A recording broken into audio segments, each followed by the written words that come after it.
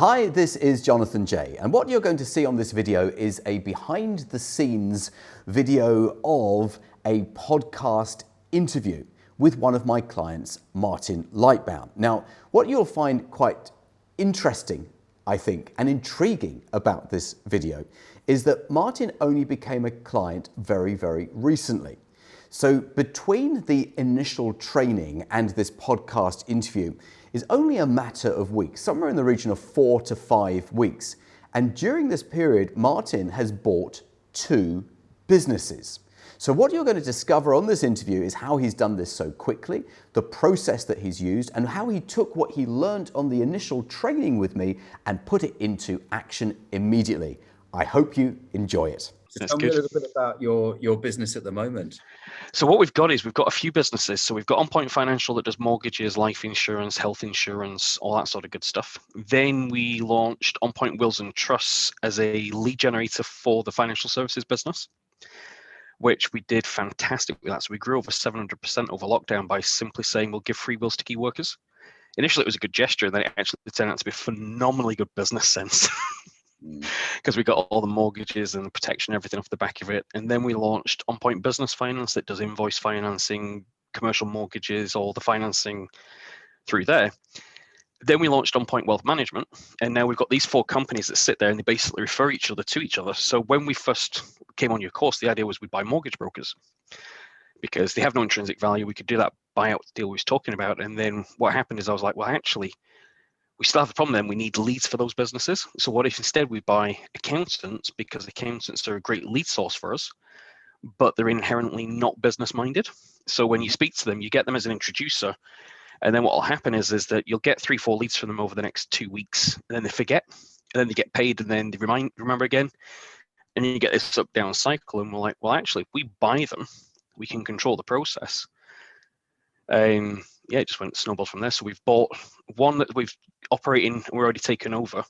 We've got a bookkeeping firm we take over on Friday, and we're in conversation with another 4 companies right now. Oh, very good. So take me back a little bit then to how did you first find out about me? Well, this is the interesting thing is I had a friend who bought the course for the £500 FastTrack and said, I've got a free ticket. Do you want it? And I was like, well, actually, it's a bit quiet this week. That sounds really interesting. What I didn't realize is I subscribed to your email list 3 years earlier. Okay. And I'd gone, buy money businesses with no money down. That guy's on crack.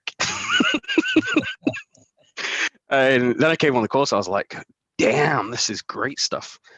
And yeah, so we literally changed our entire business plan on day 2 of your course. Oh, and was really? like, actually, let's not grow organically. Let's not do, because the idea was to expand massively what we do on social media, expand massively what we do on paid advertising. I was like, we've got an option here to actually buy our lead sources and turn a cost center into a profit center. And that's when we turned and went, well, actually, let's go for 50 accounting firms this year.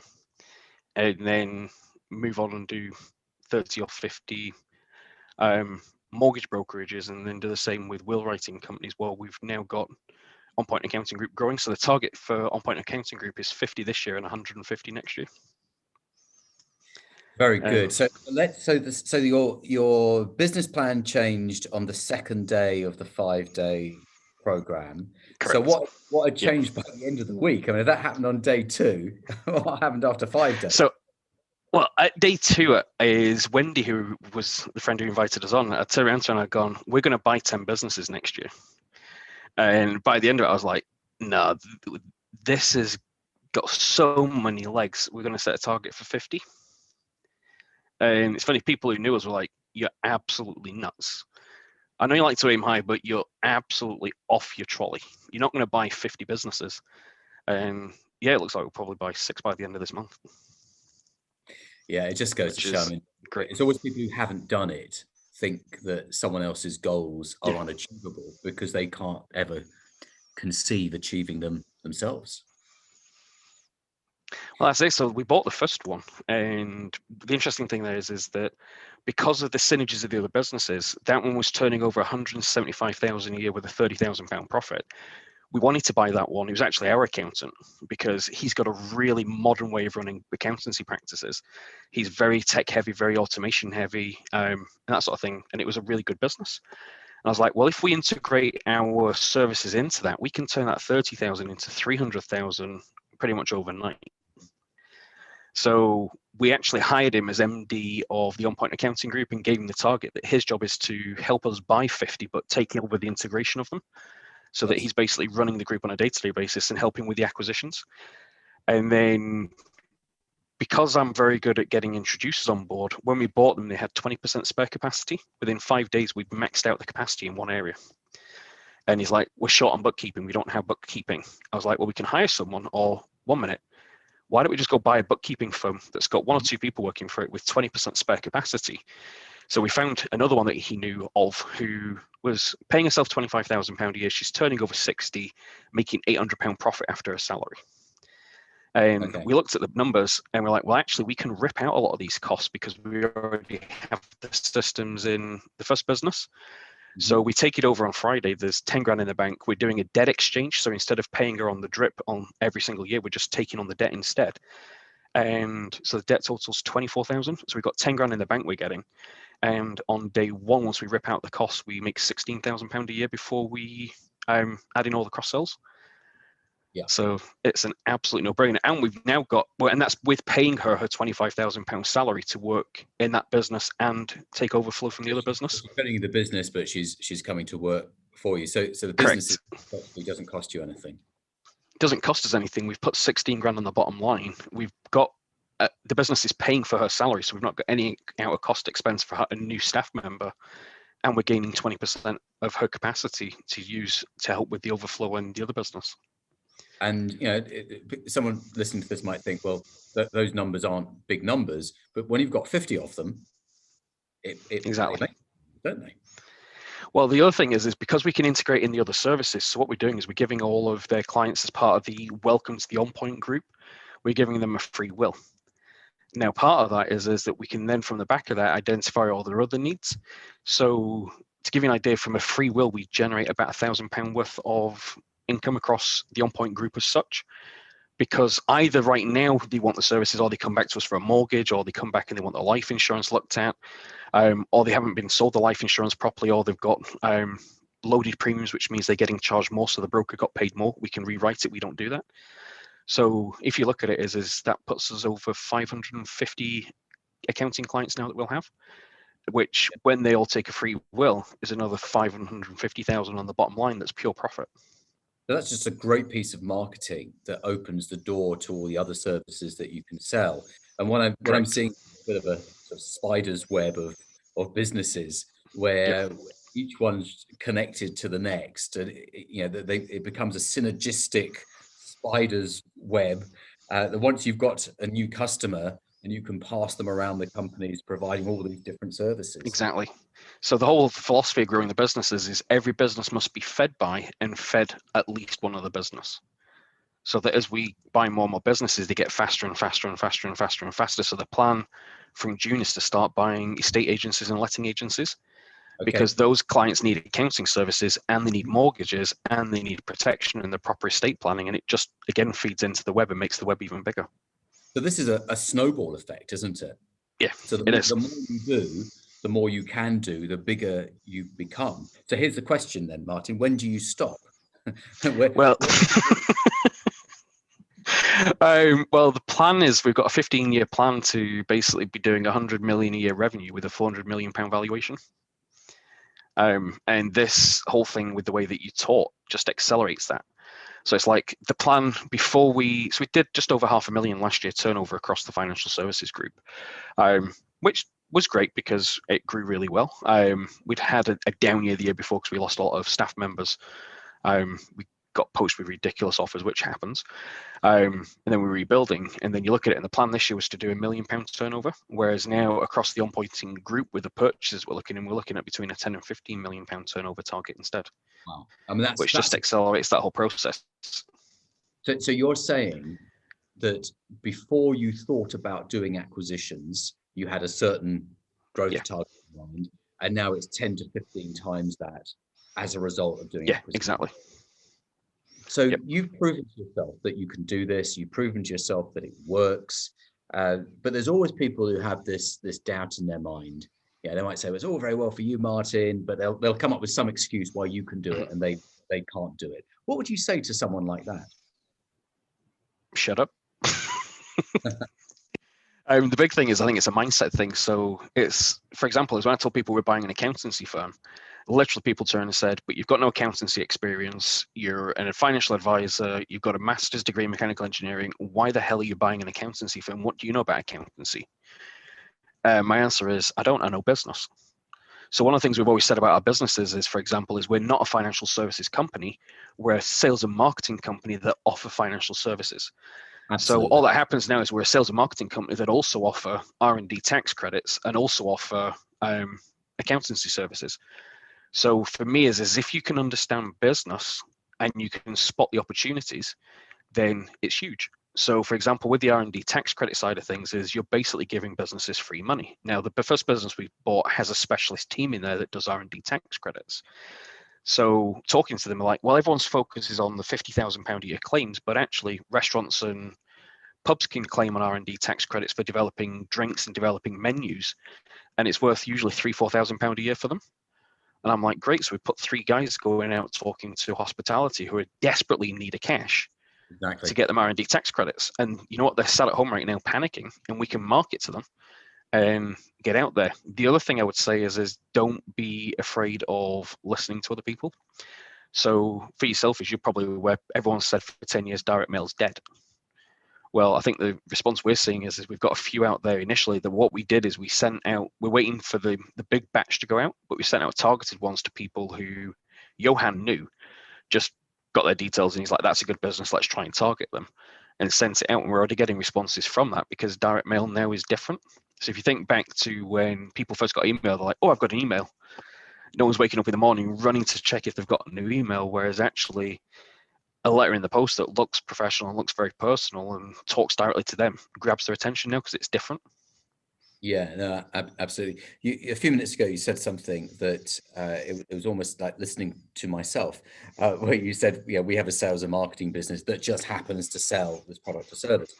And every time I've said that, I've always felt I get a little bit of pushback from some people who say, well, that's not the right way of looking at it, Jonathan, because you've got to have this incredible passion for the business. No, it doesn't mean you're not passionate or you're not enthusiastic, but it's about understanding the business for exactly what it is.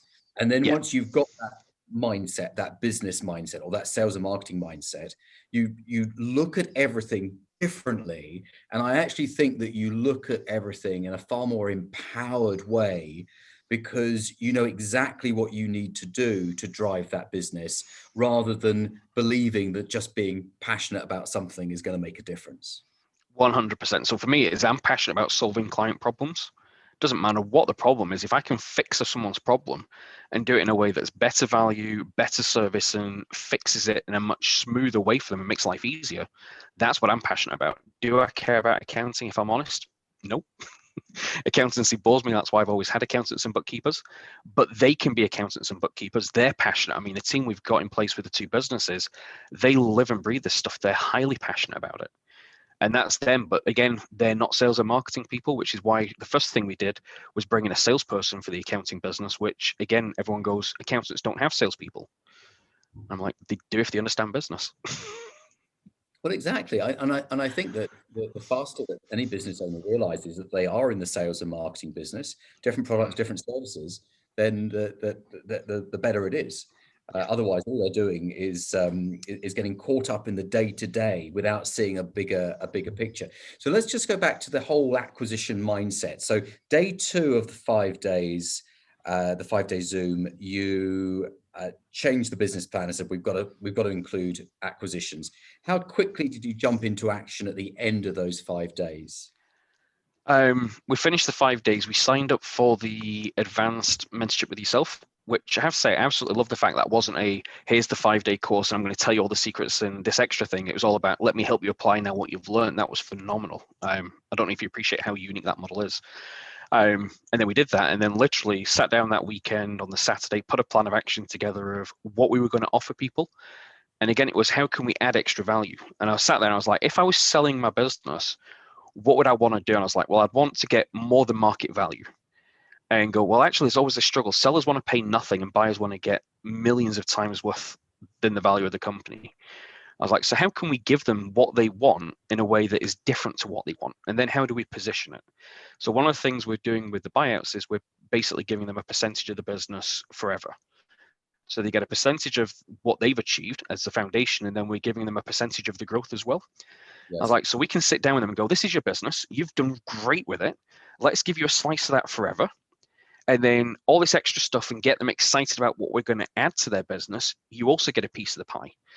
I was like, and now we can do that in a way. And then we played around with the numbers to make it attractive. And it was more attractive from a pitch perspective than what we would ideally want to do. So for example, we decided on giving them 25% of net profit. The reason being is we can explain, well, actually, most of these businesses now get sold for 20% upfront, 20% a year over 4 years.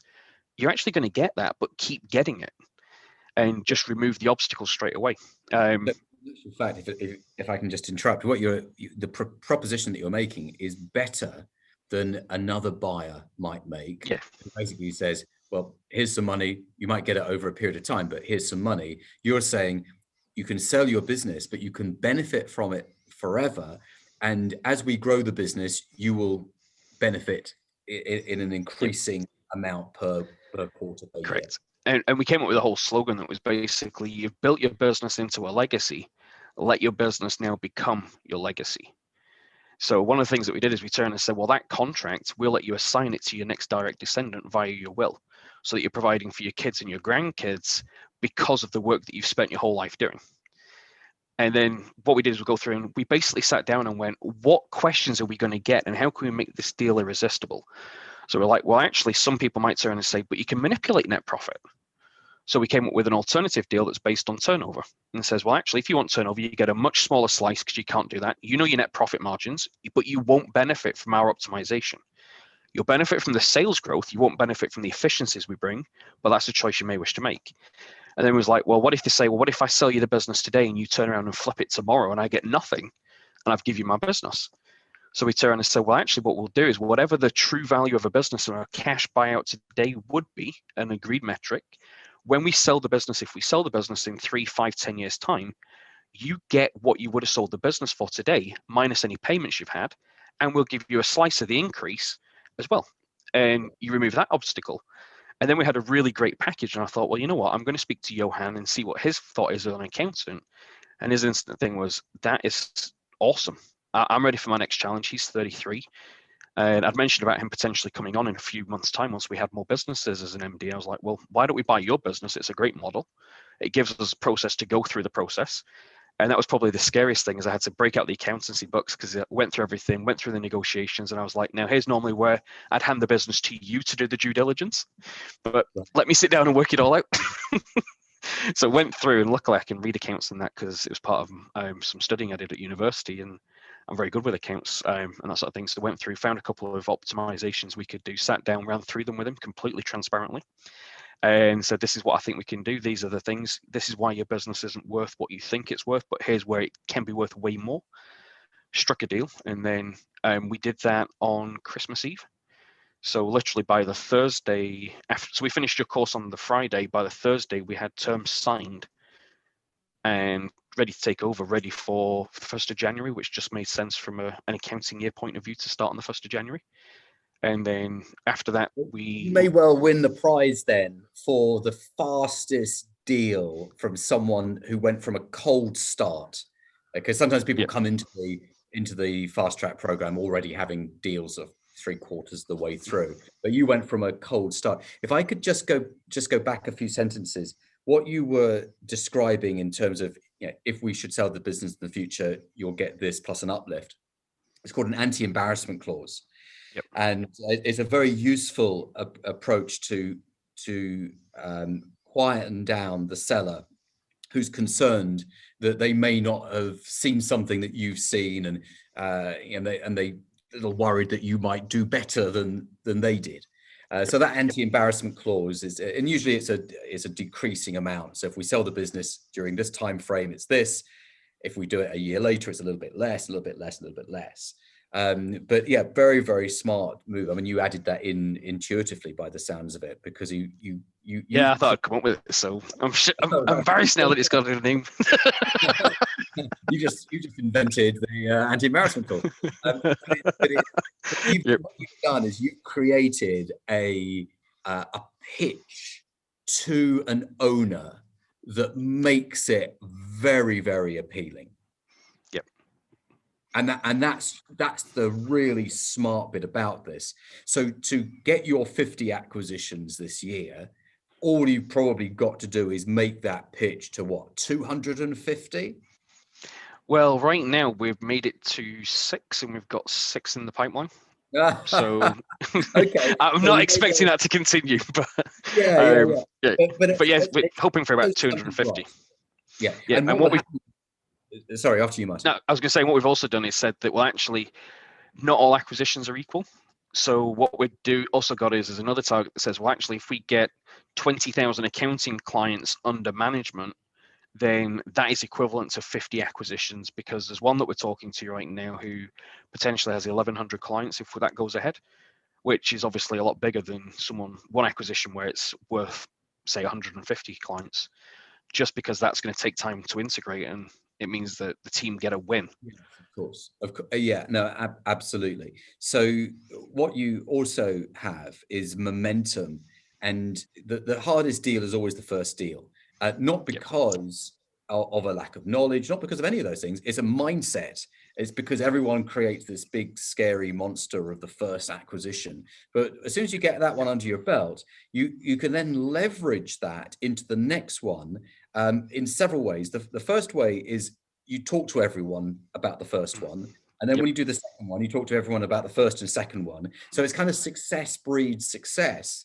And then also, because so you're buying, are you buying shares or are you buying assets?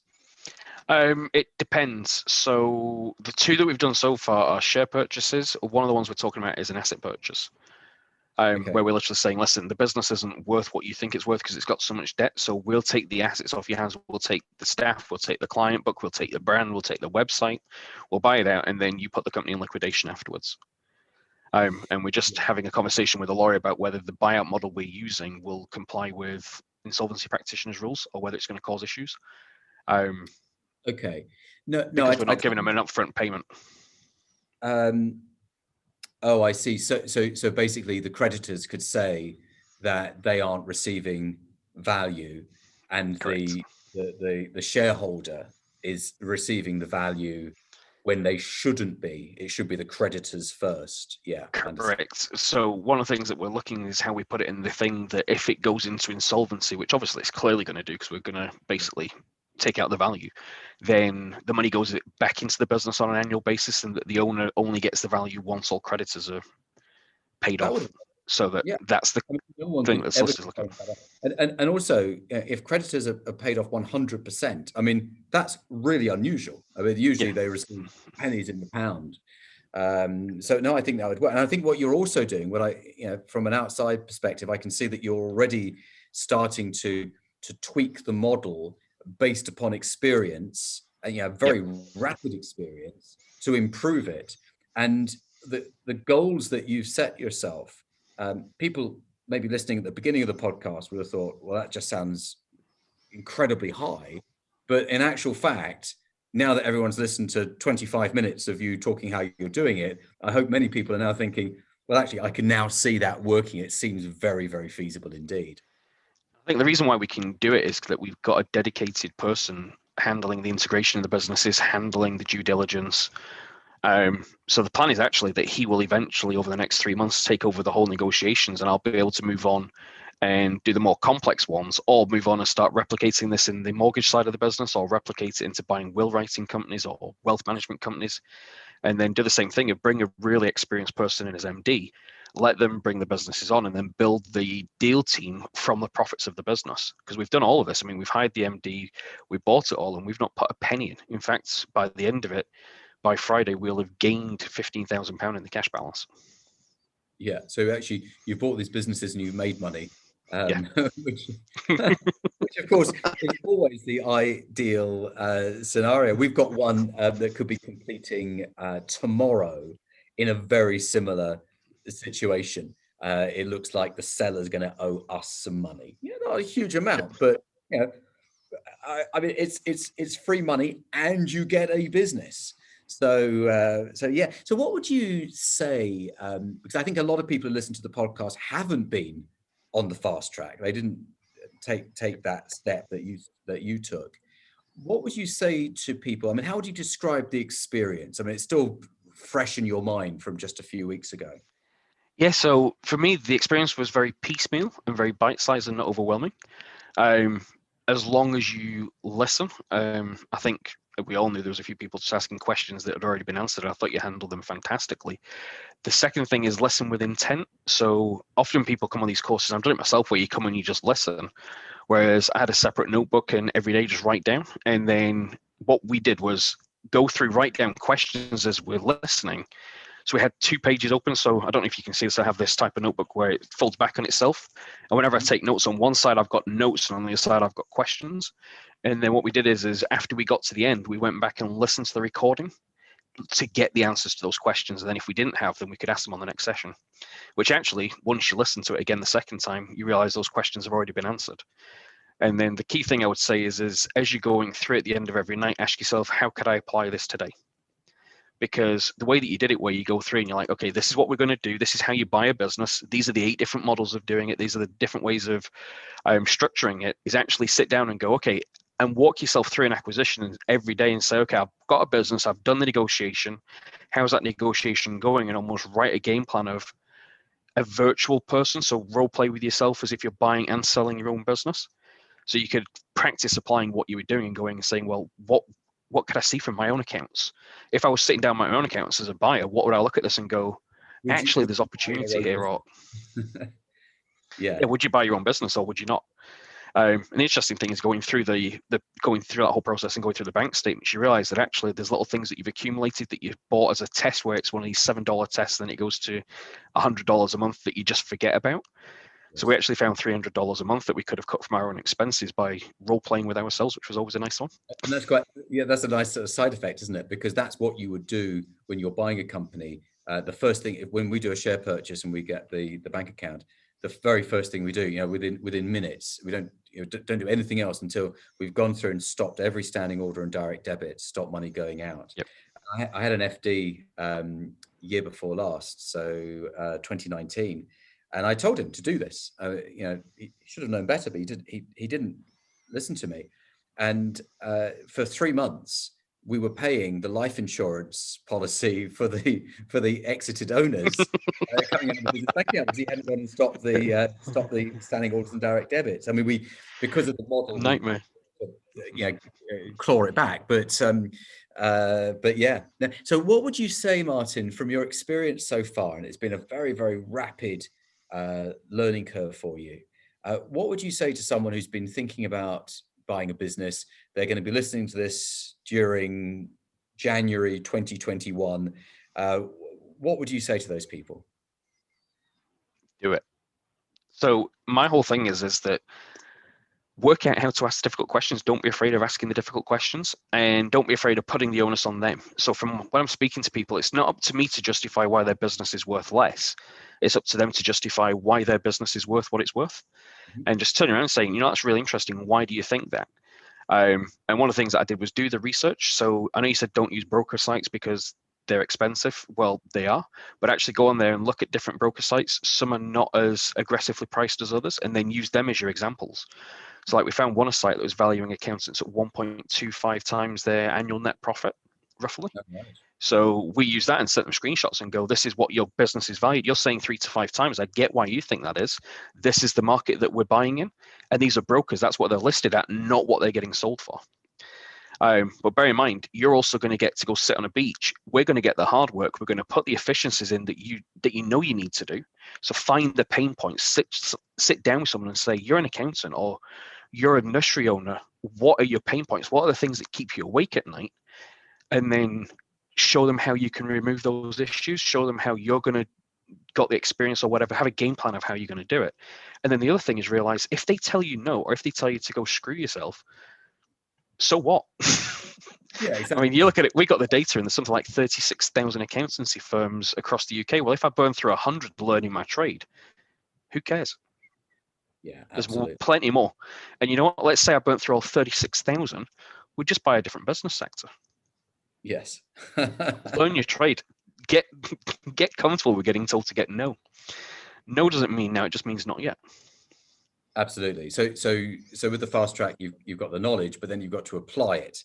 And you've gone out, you've applied it immediately, and we've got a whole year now of working together. Which is going to be wild. It's going to be crazy, isn't it? Yeah, because you're doing stuff with it, and that's where you just get the most benefit. The thing I'd say to people as well is, and I've always said it to all of our guys who work for us, is you don't succeed your way to success, you fail your way to success. And the only way you have more success is you fail faster. And the only way you have even more success is you help more people fail faster together. So yeah, go for it. What's the worst that's going to happen? You have to bankrupt a company. Yeah, I'm not sure if that's a great place to end the interview, because for some people that sounds like sort of like, oh my goodness, that's a crazy thing to do. But in the world of acquisitions and mitigating your risk, in actual fact, it's a business tool that you can use without any personal impact whatsoever. Yeah, but I think if you've got a game plan ahead of how you're going to do it, and be flexible when you're having these conversations, is you might go in with one game plan. So the second one we went through, we intended to do exactly the same with the buyout, and actually looked at the situation and went, you know what, we'll just do this as a debt purchase. We'll take the liability for the debt. We'll buy the business for £1. Or you can have the buyout model, but you put it into liquidation instead, and we take no liability for the debt. And it was one of those situations where you saw where people go, I don't want to do the debt. And we're like, well, we'll take the debt. We'll take the liability. And we'll buy the business. Well, we can't. Otherwise, we're paying the price. Exactly. And the one that we're looking at, another one we're looking at is they've got a massive director's loan from the business, and we're just saying, well, you know what, just write it off. We'll write it off from the business, and that's your buyout. So be flexible and look for the creative options. Method number 8, I think, of my 8 ways to buy a business without using your own cash. Martin, it's been a great interview. We've run out of time, which is such a shame, because it feels like we could talk about this for at least another half an hour. But congratulations on your success so far, and I look forward to working with you over the next 12 months. Thanks for your guidance. It's been great. Thanks, Jonathan.